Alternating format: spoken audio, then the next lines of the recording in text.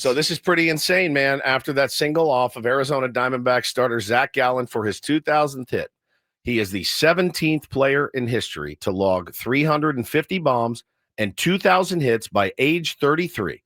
Lou Gehrig, Jimmy Fox, Mel Ott, Willie Mays, Mickey Mantle, Eddie Matthews, Hank Aaron, Frank Robinson, Orlando Cepeda, Jim Rice, Eddie Murray, Ken Griffey Jr., Vladimir Guerrero, A-Rod, Albert Pujols, and Miguel Cabrera. The company doesn't get much more elite than those guys. I mean, truly. Like, are they all Hall of Famers except for maybe A-Rod? A-Rod is not in, and I don't think Miggy's not in yet. He's going to be in though. Pujols is in. Yeah, and he's going to get in. So, he's absolutely on a Hall of Fame trajectory. It's crazy, man. It's good company. That's really good company. I think there's a debate over whether he'll get to 3,000. It takes so many hits. Good luck. I mean, he's on pace for it. He's absolutely on pace. Just turned 33, and he's got 999 to go. He doesn't have to keep up the pace he's on now. He just has to have continued solid Manny seasons, and he should get there with a couple of years left in his contract with the Padres. I don't know if this math is accurate, but Pedro did send this over to us. He said if Manny averages 138 hits and 23 home runs for the remainder of his contract the next 8 years, he'd end up being the all-time leader in both categories for third baseman. He has averaged 142 and 25. So he needs 134 and 23 a year. Yeah, I mean, it's absolutely That's within doable. reach for sure. You know, he said last night, I think he said, they talked about on the broadcast, one of these days, they all run together, how he's feeling better than when he was 21 years old. He takes phenomenal care of his body. He makes sure that he's on the field every single night. I do think at some point, in the next couple of years, while we all appreciate the posting that he does, probably see a few more nights of him, DHing, getting off his feet. Speaking of his feet, what do his feet look like right now? He has been shooting balls off of his toes every game for the last week. They have to look like mangled car wrecks. By the way, that's not a coincidence. Manny has done such a good job this year of laying off the outside sliders, which used to be his where kryptonite. pitchers would attack him. And he's laid off of so many of those that they're now trying to attack him with change-ups that dive in toward his feet, which means when he swings and hits them, he oftentimes hits himself in the foot or the ankle, which is very painful.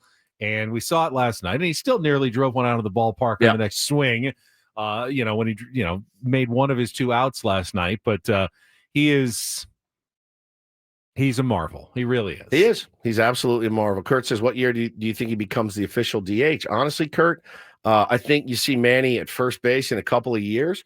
I don't think he necessarily wants to.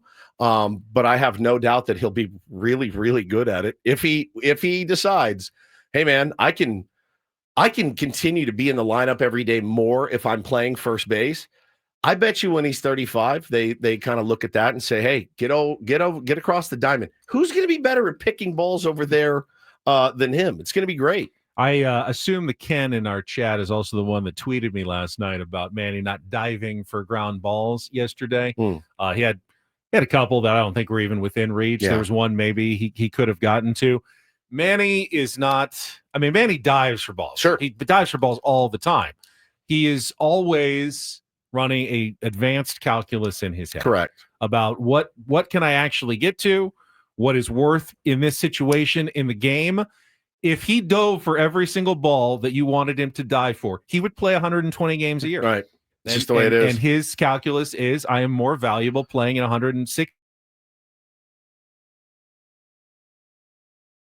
games and occasionally those. Yeah. You may not like it, but it's an absolutely valid strategy. Yeah, there's trust. That probably is more valuable to the Padres than having him go all out and dive for every single play and run out every single routine grounder to short the entire season and knowing he would never survive the wear and tear on his body throughout the year. That's the calculus. You can hate it. Well, and that's you the trust. Absolutely can hate it if you want. That's the trust I think that he's earned. He certainly earned it from me. I just kind of defer to his expertise on matters of playing third base and really a lot on the baseball field. Does he deserve to be questioned sometimes? Sure.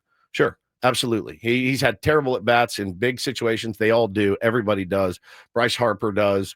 Shohei Ohtani does. But his career clutch numbers are very, very good. Yeah, no doubt. So I love that moment for him last night. Super stoked to see it. Obviously, wish we could have grabbed a win for him. But I think, Yu Darvish, some really encouraging signs out of Yu Darvish. I want to talk more about him. I felt equally as bad for him because it could have been a really special night last night. Yep. He was everything and more that I could have hoped for. He had Josh Naylor K'd up, pitch right there. Boom, lit up, strike 3. Nope.